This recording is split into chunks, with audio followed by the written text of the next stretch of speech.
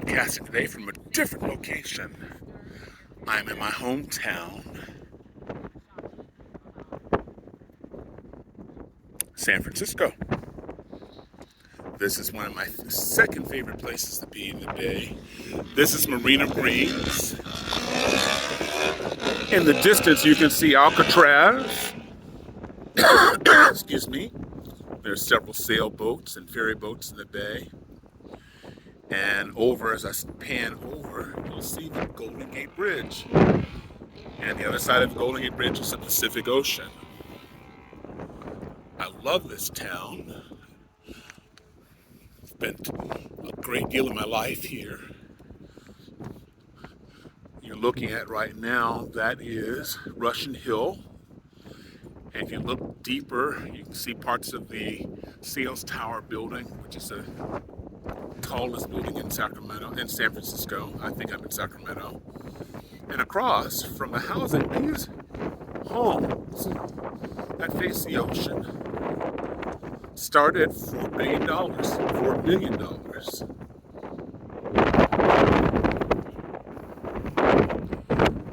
That dome in the distance is the Palace of Fine Arts.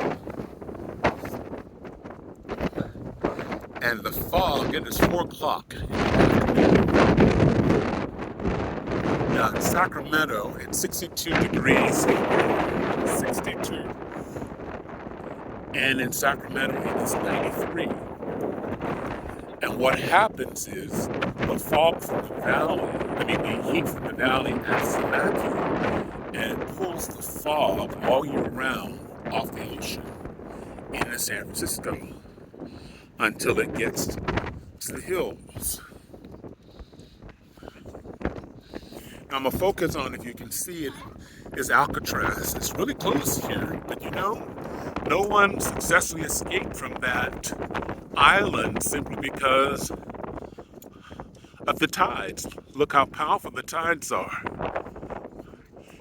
And it's only 2 miles, maybe 2.5 miles. But you got to be fairly strong.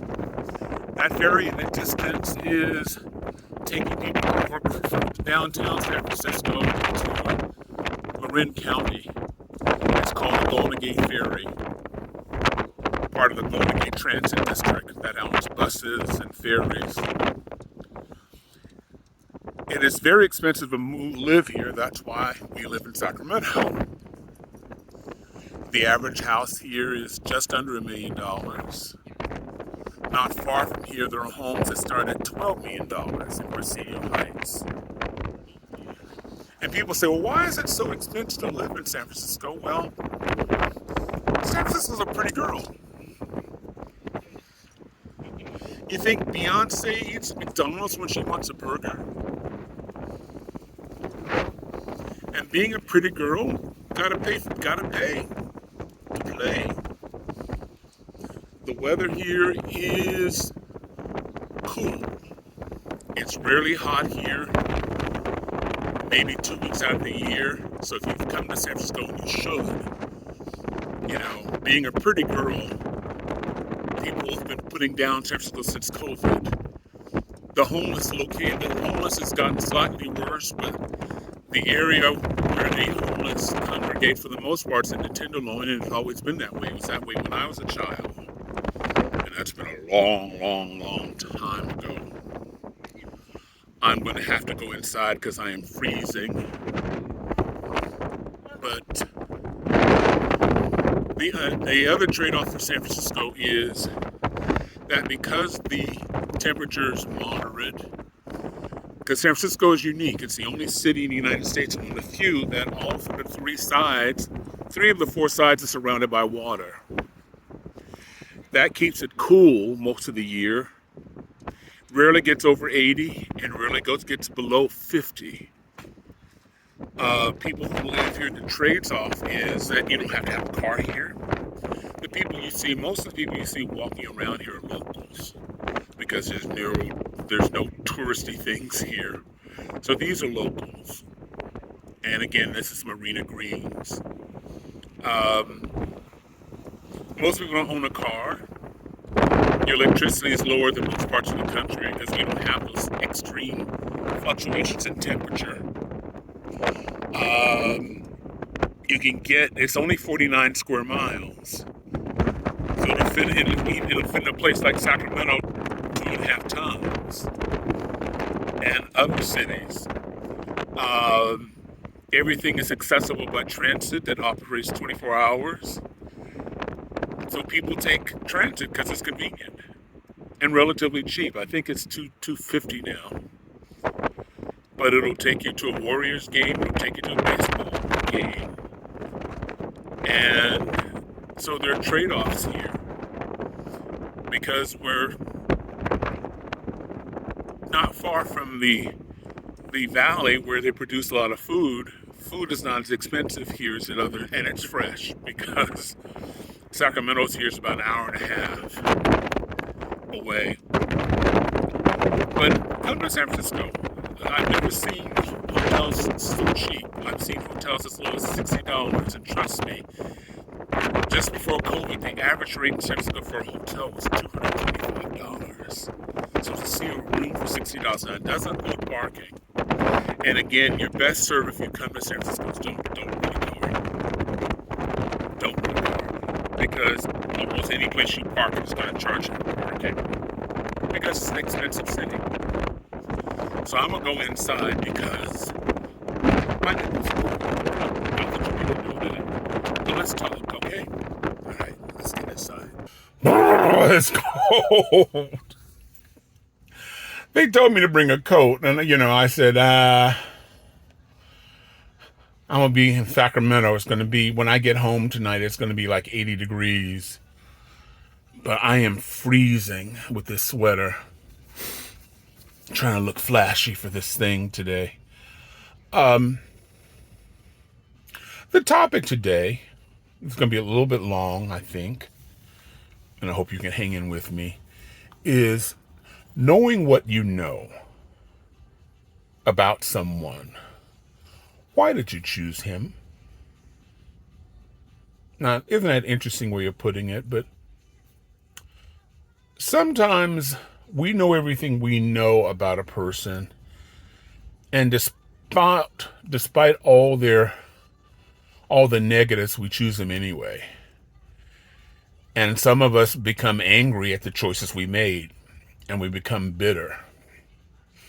Now, I'm directing this mostly at women and gay men.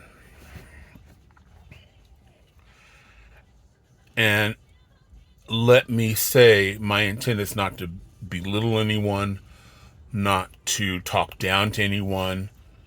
I've never been a woman. I can't go inside, so these are just observations. I have been probably around more women in my family than I have men. And I have a lot of close women friends. That was true when I was married. So I'm going to start off by knowing what you know. Why did you choose him?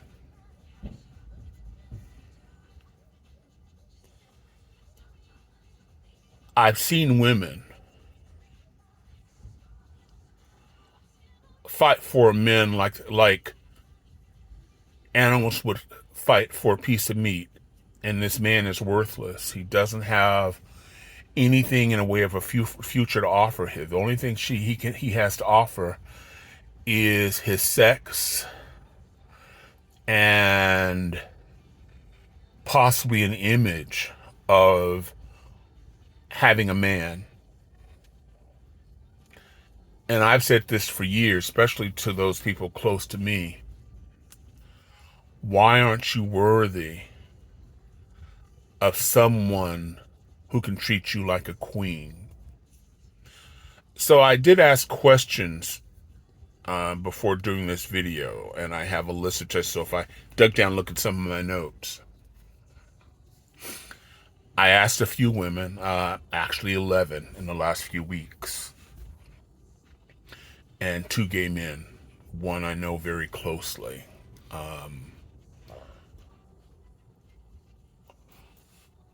Why did you choose someone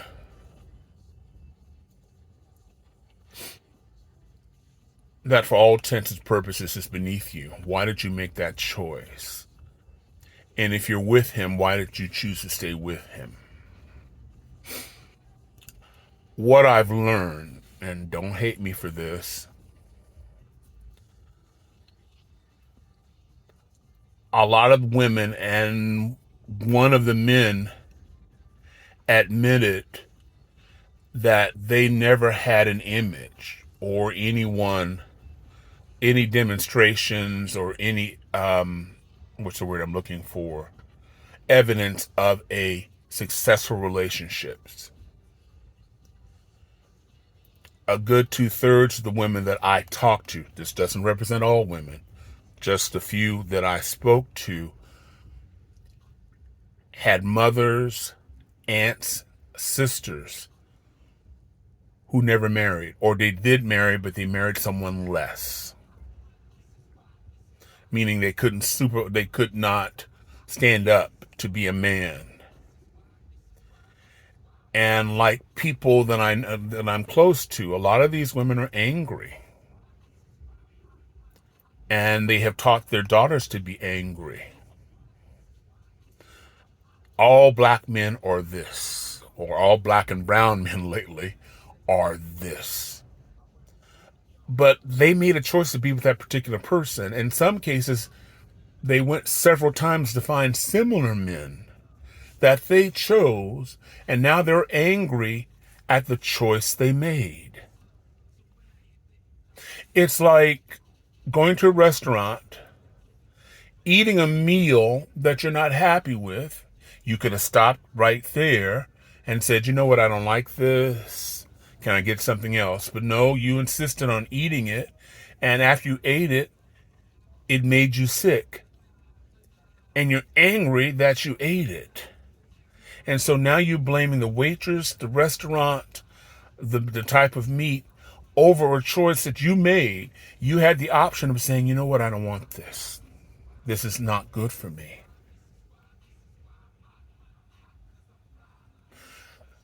Now, a lot of women, particularly younger women, have a fantasy of having a household. Having a husband, a man, a husband, a provider, a father. From what I gathered, this fantasy starts about 13, 14. But if you've never seen a successful relationship and how they began, and how do you know what one looks like? I've seen women through the years throw thousands of dollars that should go to themselves and their family onto some bum of a man, and they fix him up, and he eventually leaves. More than all, I mean, they purposely chose and go out to choose other men that are broken. Broken men. They've gone out, actively chosen broken men. And so one person said, well, in her aunt's case, she discovered it was control. And she didn't want him secretly to succeed. And she went on to have a lot of children by the same type of man. Which kind of makes sense to me why women maybe go to prison. They go to prison.com and picked up somebody, and they say to themselves, well, you know what? He is going to be obligated to me because I've been sending him money. I've been putting money on his books. And when he gets out, you know, I can help build him up, and we can have a family.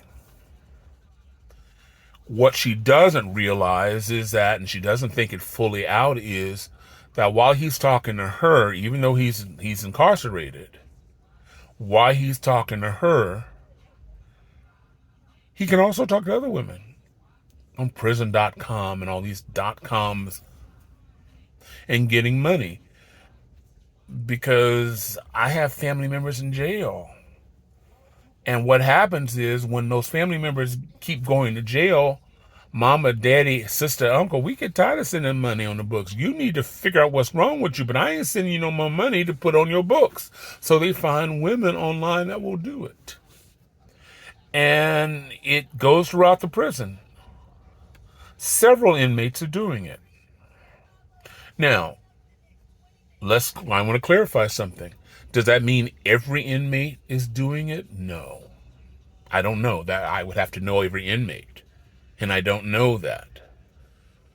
But I personally know of people getting money from different women. And listen, I want to be clear on this. This doesn't apply to every inmate, because I have somebody in a family member that when he comes out of jail, he is working. And he does his best to take care of the women in his life. So it's not every woman, but my thing is, why would you take something home that's broken?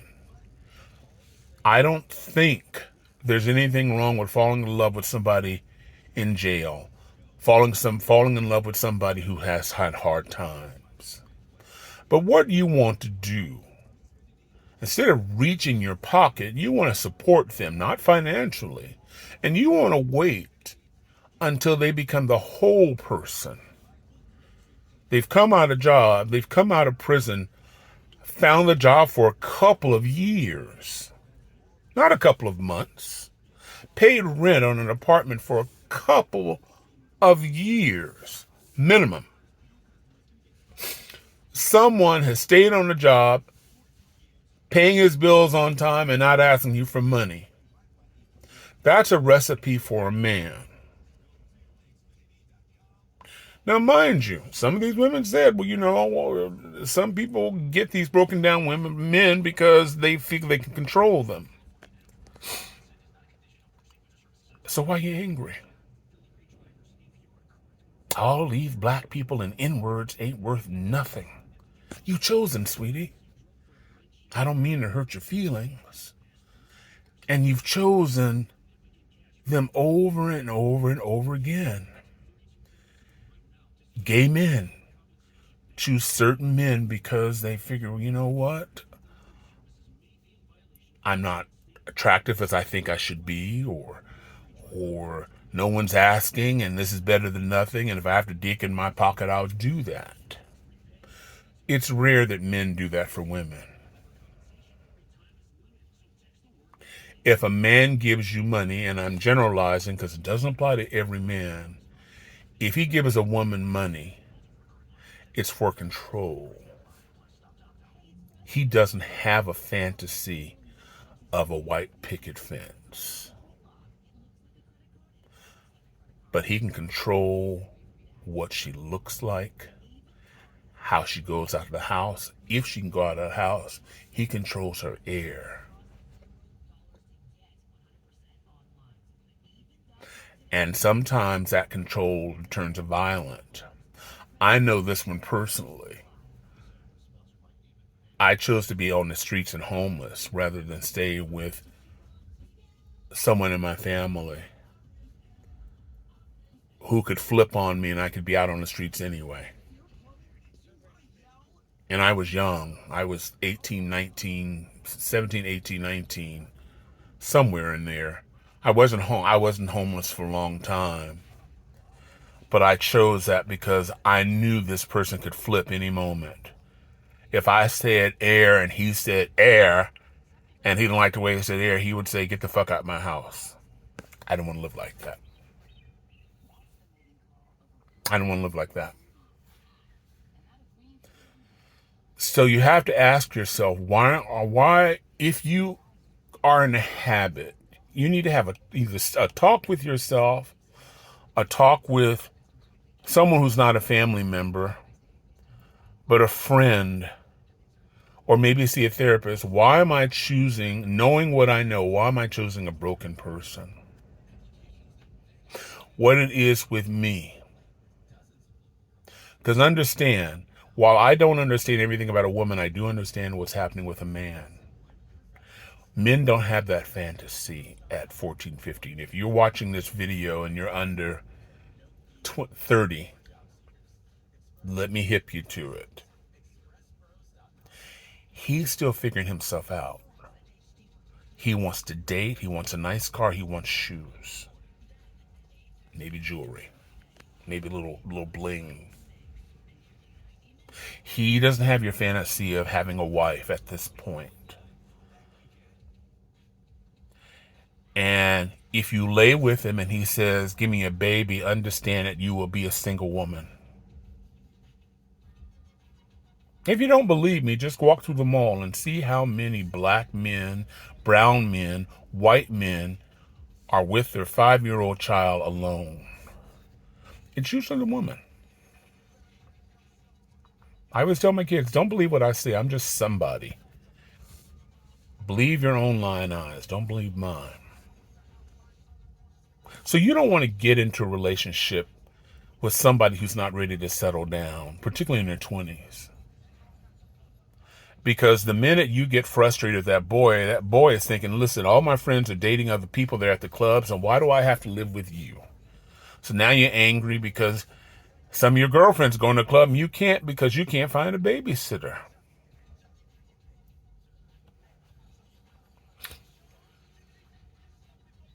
See, the problem, if you are under 30, don't be upset, is you don't have the life experience. You don't have the life experience to know, based on what he says, if he's a man. If he tells you, I'm going to be a rapper and I'm going to be exciting and I'm going to do all of these things, I'm going to be a pro bowler, women, you don't have to believe him. So women believe because they want that fantasy. A man is not ready to come in many ways until he's in his mid 30s and 40s. But again, you have to look at him, not what he says. It ain't what he says. It's how he lives his life. Does he live with his mama? Pass. Does he have problems with keeping a job? Pass. Is he asking you for money for gas? Keep your money in your pocket. Is it all men? No. But how many men do you know that successfully staying with his wife in a house, in an apartment, paying rent when he hasn't done that before? If you fall in love with this man, if you really have interest in men, and I'm talking to women and I'm talking to gay men, allow him to be the man he said he's going to be. Wait a couple of years. There's no rush. Because I could tell you tomorrow, I'm going to blow up and I'm going to do these videos and you don't know me from Adam. Based on what? What are you going to invest in me? Based on what? Because I said it?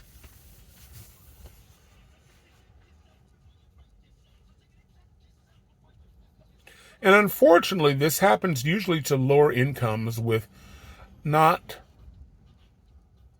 father figures or mothers and sisters that have been successful.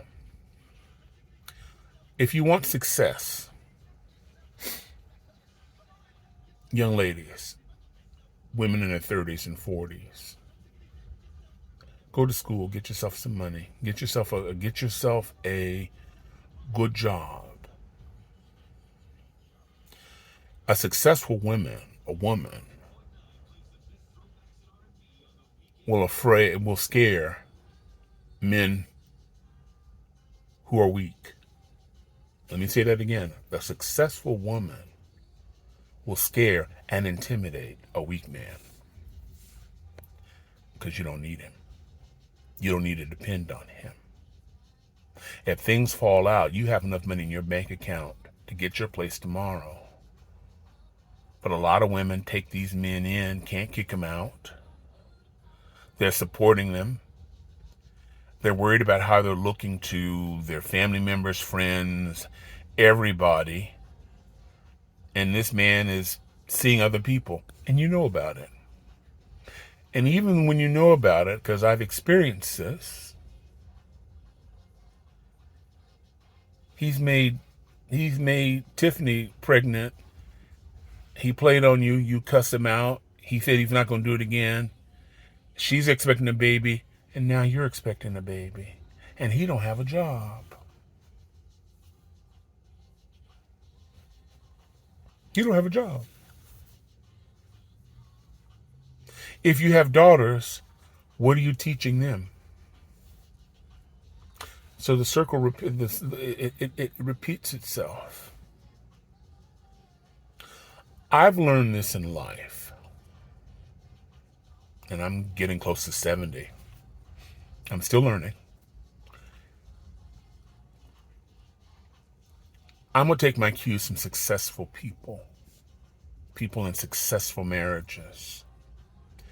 If I'm starting a career, I'm not going to take it. If I'm starting a career about artificial intelligence, I'm not going to ask the barber for advice. I'm going to talk to people in the industry who are successful. You want to be around successful people who can encourage you to make better choices based on the choices they've made. Because I was in Maryland, and Maryland has the highest concentration of millionaires in any place, black millionaires and wealthy people in any place in the country. And you have neighborhood after neighborhood after neighborhood where there are generations of black couples who've been married. Not all of Maryland. But it's different than that here in California and other places I visited in Texas. Well, Dallas and Houston. So you know what the child, based on the father being there, knows what a successful parent is. Relationships don't always work. The divorce rate is well over 50%. We're nearing 60%. But because of the relationship she grew up with, she has a sense of the type of man that she wants. You have to understand, and I have another video on here, you can look it up. In the black community, the government went after the black family by putting us in prison for several years. I lived at a time where everybody was married. Before integration, everybody was married. There was my best friend, his mother had 3 children out of wedlock, and the people in the neighborhood treated her differently. In fact, everybody dressed her by her first name. I'm going to say Patty. That's not her real name, but she may be still alive. That was something in the black community, but the government was afraid of that. Because the greatest threat to this country has been an intelligent black man, be it Malcolm X or Martin Luther King. So to do that, they blew up the black family. And there are books out there. I really encourage you to meet them, particularly if you're angry at black men and saying my father wasn't there. A lot of that was by design. A lot of that was by design. And I'm learning to speak up in the last few years. Because I have daughters and I have female friends. And if I'm in a barbershop and a young man is addressing women as bitches, I said, listen, I'll go, hey. Because some of the OGs like me, we play a part in this. Because we're silent. Well, so far, nobody's jumped on me. But I'll say, hey, hey, hey, hey, hey. No disrespect to you. You got any sisters? Yeah. So if they called your mama, if a man walked in here and you discovered he was talking about your mama and your sisters and calling them bitches, you'd be okay with that. I just need you to take that in for a minute. More of us need to speak up that way. No man, you should never allow a man to call you a bitch. I wouldn't beat up the man. I'd have a talk with my daughter. Why is that okay? Why is it okay that he disrespects you? Because you weren't raised that way. Why is that okay? So going back, knowing what you know, you can change this. I think you need to sit with yourself. You're worthy of a piece of man. But it's going to take time. Don't let your friends guide you, because men and women have this thing. Not every man and woman.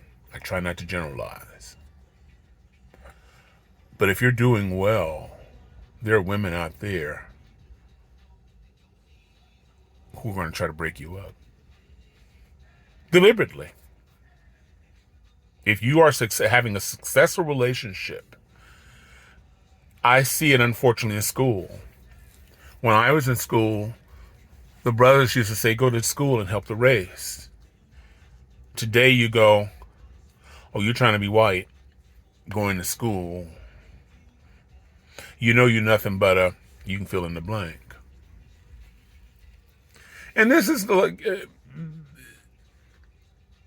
people are trying to take away your success. Stay in school. Have your money. If you want the fantasy and if it's not happening the way you want it, you can build your own house over the picket fence. But forget what's happening in your neighborhood. Forget what everybody else is doing. They're not living your life. You don't have to be at the neighborhood club where no man at that club has got a job except one or two and everybody's fighting for him. I'm talking to gay men too. You have to build this within you. Confidence doesn't come from your friends. Confidence comes from you and saying, you know what? I'm all right as I am. Just as I am right now. I could be better. There are things I can do better. I have goals. But I am worthy of somebody better. Somebody who believes in me and treats me with respect. And I'm not accepting anything less. If you're under 30, I get it. But you can start building this in, because your girlfriend or maybe even family member saying, well, he seems like a nice guy, have his baby. They're not going to be there to babysit your child. I know you don't believe that. You probably believe your mama and your sister and everybody going to be there to help you out. Go ask other people in your family who have kids and see how often that happens. Don't listen to me. I'm a stranger in San Francisco, California at the moment. See how often that happens. Forget your friends. Look at reality. How angry your mother was when her mother didn't take you. So I'm going back and I'm going to end here. This has been a long video, and if you follow me to the end, I'd like to hear from you. If anybody feels that I've attacked them in any way or hurt their feelings, let me know, because believe me, that has never been my intent. I think as a human being, as a group of people, we need to build each other up, not tear each other down. I want you to succeed. I want you to have a happy family. I want you to have a happy life. I want you to have a person that when they walk in the room, you can say, I'm proud of this. This is my man. He goes to work every day. The bills are paid. If I fall down, he picks me up. If he falls down, I got him. What's wrong with that? What's wrong with that?